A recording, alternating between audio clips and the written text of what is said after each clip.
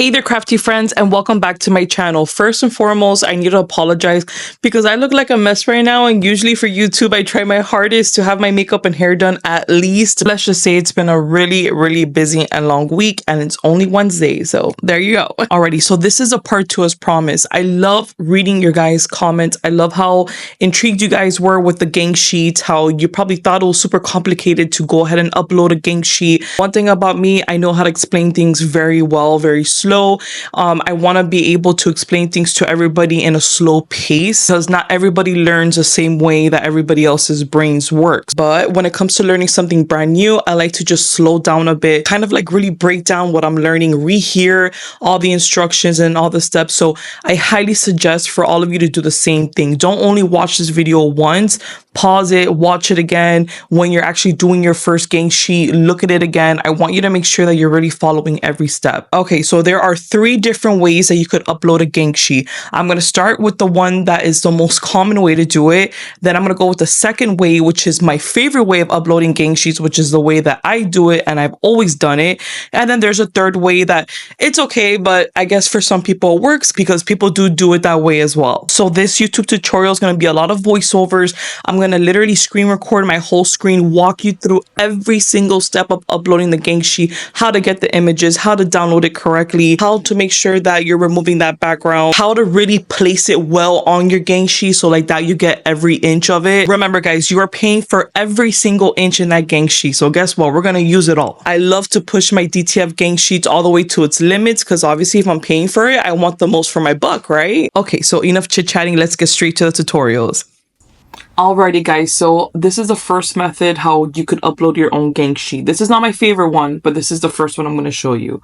So we're going to start off in Canva. What I'm doing here is I'm creating a design, but I'm doing it custom size. So a typical gang sheet is always 24 inches in width and however many inches in height. So for this example, I think I'm going to do like the 5-foot one. So just do the calculation, of course, 12 times 5, and then you're going to go ahead and put it under the height. Now make sure that you have it in inches. You guys notice how I changed that. Now if you're looking at your Canva right now, that's pretty much like a template for a long gang sheet, right? And this is a part where you start having fun. So notice how I have all of my designs there uploaded already into Canva, and I'm just going to start placing them into my gang sheet. Now if you notice, as I tug it to make it bigger or smaller, you see that Canva gives you like those measurements. So a typical shirt design is always going to be like the 11 or 12 by 12. So let's say that your design is a little bit smaller and you want to stretch it out, make it like maybe even make it like a big hoodie design, or even for like tote bags it could be smaller or bigger. The whole point is that you could stretch them out and it tells you the measurements. If a lot of your images have like a white lettering and it's kind of hard to see with that white background, for the meanwhile just go ahead and put the whole like template in a different color. Sometimes it kind of helps you work a little bit quicker. So notice one thing, I am filling up my gang sheet the most that I can. You know, for example, there's going to be little awkward spaces in between your gang sheet always, and never fails. So what I like to do is pre-plan my gang sheet. So maybe we want to do like little business logos, or maybe I don't know, like little designs for like a hat, or maybe for like a smaller tote bag thing. I'm making these for my own business little templates and stuff. So I like to just really like shove them in there. Remember, you're paying for every single inch of your gang sheet, so you have the ultimate control of how many things you want to put in here, which is why I love custom gang sheets, because you're not buying a gang sheet that already has designs and you have to just deal with what they're giving you. No, you're going to put it wherever you can. Just make sure that wherever you're putting it, you could cut around. Like for example, in that design of the little pug bunny, I put my logo right between those 2 designs because I could clearly like just cut around it. So again, have fun, build this up, pack it up, just make sure you always have space so you could be able to actually go in there. Now, one thing I want to realize that everything that I downloaded is from Creative Fabrica, which already automatically doesn't have backgrounds. I'm going to show you guys about this in the same video. Just keep on watching, don't worry. But obviously, if you have the Pro Canva, which I highly recommend because I use it all the time for many things in my small business, you could also just remove that background if it has one with just one click. But when it comes to you, like when you're done with the whole gang sheet, I want you to download it and I really want you to raise that pixel size.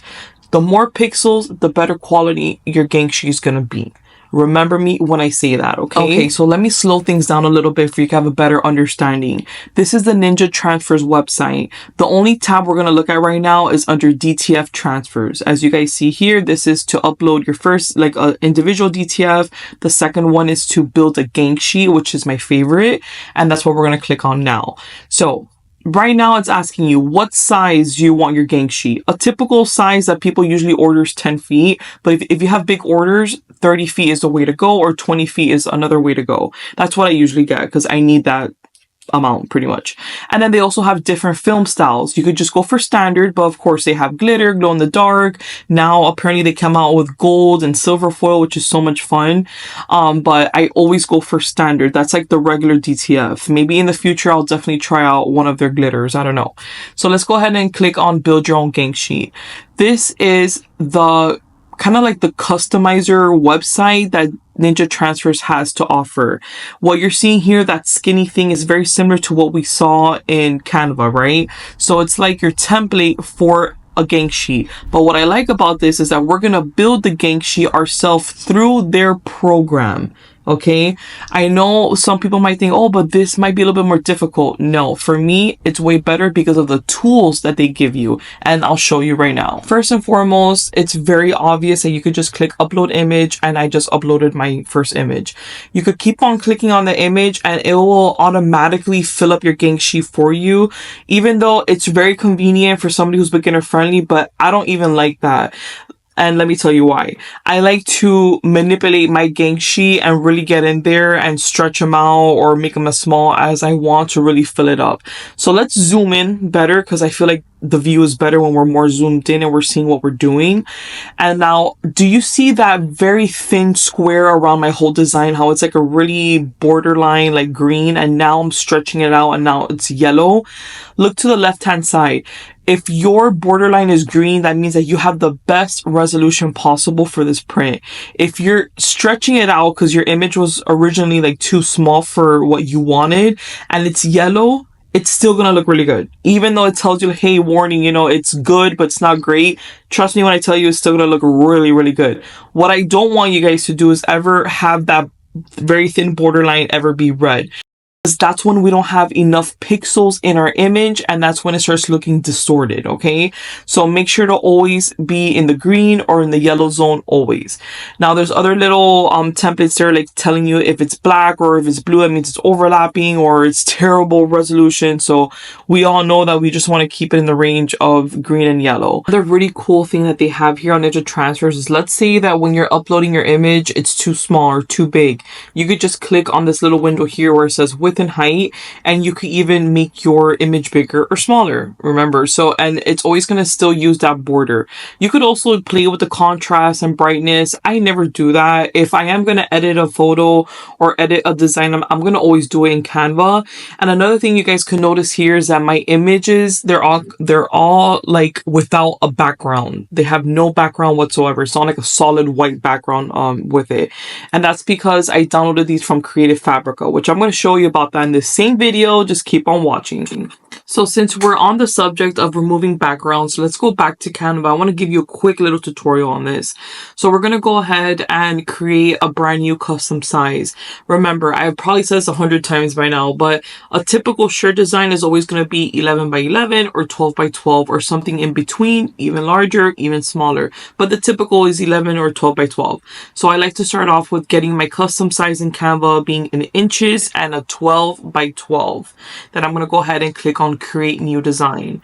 So once I have my blank pretty much canvas, right, I'm going to actually go to an image that one of my customers sent to me. It's their logo, and they sent it to me real small and with a black background. That's not going to look good if I print that out like on a shirt, right? So if you have the Canva Pro, you could just hit background remover and it does it in the matter of seconds. Like, that's it. I just remove the background. Nothing looks like blurry, or it doesn't look bad at all, or it didn't catch like one part of it. It looks absolutely perfect. So this is how I usually do that. Now I want to show you guys Creative Fabrica. If you haven't seen my video about Creative Fabrica, please do. I will make sure to link it at the end of this video. But this is the website I use every single time to download really like trending designs that we could use commercially. What do I mean by that? That means that we could download it and put it on a shirt, put it on a hat, put it on a cup, but you just can't download something from Creative Fabrica and then resell the image. That's, you know, like illegal. But we do have commercial rights to download these designs, and we're allowed to go ahead and print it or use it physically, if that kind of makes sense. So I just went to Creative Fabrica. I'm looking for like a Easter type of vibe. So I went ahead and typed that. I wrote Easter bundle. I like to put bundles because there's a lot of artists on here in Creative Fabrica that they make beautiful like different types of shirts that you could get them on one gang sheet. So as you see there, commercial full pod usage allowed. I downloaded it. Takes 2 seconds to go straight to my download folder in my Mac. I'm going to upload a brand new file. I'm going to double click on what I just downloaded, open it up as a PNG. I'm going to pick out my favorite design, and then I'm going to go ahead and click on it. It's going to go straight to my 12 by 12 template. I'm going to stretch it out because I really want it to be perfectly in size. So like that, when I'm ready to upload it into my gang sheet, it's just a way quicker and easier process. But I'm sure you guys are noticing one thing. The images that I'm downloading from Creative Fabrica, there's no background. It's just the design itself, which is another really convenient things for all of my beginners that are not too comfortable in making their own, like, you know, designs, and they haven't gotten to a level yet. They just want to have like really trendy things and funny shirts, or even if this is not a business for you, you just want to make really cute shirts for friends and families or sell them in craft fairs. Creative Fabrica is the way to go. Remember guys, like how I said in the other video, I have a free 1-month trial for all of you in my description below. I'm going to link every website that we're talking about today, don't worry. But especially Creative Fabrica, not only can you use it for fonts, for images, for sublimation that we're going to get into in the near future, for shirts, you can use it for so many different things. So remember, free month on me, it's in the link in my bio. Very important. Now, once you're done having fun and uploading all of these super cute designs from Creative Fabrica into Canva, we need a download. Always remember, transparent background always. And always move that bar of the size to 3750. That's my favorite. It has a lot of pixels. It's not too big. It's not too small. So just make sure 2 things, transparent background, and make sure that that size bar is at least in the middle, okay? The more pixels, the better the image is always going to be, and the bigger the image is going to be originally. So we're not going to have to stretch it out too much when we're building our gang sheet. Now let's do my favorite thing ever. Let's go back to the Ninja Transfers website when we're building up our gang sheet, and we're going to upload what we just did right now. It's here under my untitled folder from Canva, and I'm just going to select it all because I want to upload them all. It's going to take about 2 seconds to download, and then go ahead and start clicking on all of your images. I'm going to start with this one here. Notice how it's big, it's beautiful, it's my exact shirt size, it's in green, so that means it's in great, fantastic quality. Notice how if I pull it a little bit more, it turns yellow, but it's still fine. Remember, green and yellow is the way to go. And then now I'm just going to do my thing, which is just uploading my gang sheet. I am going to fill this to the T. Remember, I'm going to say it again until it gets into all of your heads. You're paying for every inch. Take advantage of every inch. Even for something as awkward as this Target Partners thing, I'm going to go ahead and I'm going to spin it to the right. And I'm going to make sure that it stands up vertically. So like that, I could put a whole bunch in there. This is when you take your time, and remember, like I always say, never rush a gang sheet. Always try your hardest to take your time, strategize everything. I'm going to make a whole nother video about like shirt sizing and stuff, but I will tell you that the best way to do this, if you're doing any shirts from like a size small to even an XL, you could definitely get away with a 11 by 11 or a 12 by 12. I tend to go bigger on my designs if it's like a 2XL, 3XL, and so on, just because I don't want the customer to just have like a little design on a big shirt, if that makes sense. I wear 2XL personally, and I like to go a little bit bigger.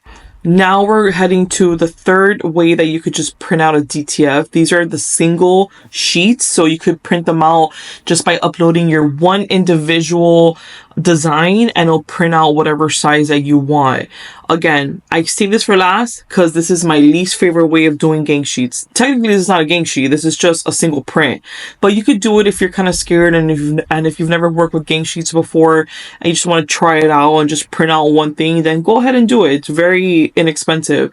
But what I do like about this is that you see on the left-hand side, I love how Ninja Transfers has like these basic templates, and they even give you the measurements of a typical like a cap design or a polo design or a hoodie design. And I love how they have different options, so you could even like screenshot this and send this to your potential customers and tell them that this is how their design would look. So alrighty guys, thank you so much for watching this whole tutorial. I'm so proud of you. The fact that you watched this whole thing truly means that you're really intrigued of doing this and you're really wanting to take that small business somewhere. Or even if you're not a small business owner and you just want to do this for fun, it just shows the interest that you have in this. So again, if you haven't watched the part 1 of this video, I highly recommend it when you do get your gang sheet, because that's how I explain every single step for you when it comes to application and making sure that you're pressing it the correct way, how Ninja Transfers tells you to. So definitely make sure to watch part 2 again, because it's going to help you a lot. This is a great time to leave any questions you have in the comments. I could definitely do like a part 3. I was thinking of doing a part 3 about like different sizing for the shirts. I have a really good tutorial that I'm still editing to this day, like a Canva 101. It's really in depth, so I really can't wait for you guys to see it. I'm hoping to post this by this Saturday, but if not, it'll for sure be Monday, because starting Sunday is our first episode of creating a small business on Etsy, episode 1, and this is gonna be good. Love you guys. Thank you so much for the support and for watching my videos and for engaging with me and commenting. I love to see your comments, because I see the questions that you want, and that also inspires me to make the correct content for all of you. So again, I appreciate you so much. Love you. Have a wonderful week, and I'll see you Sunday.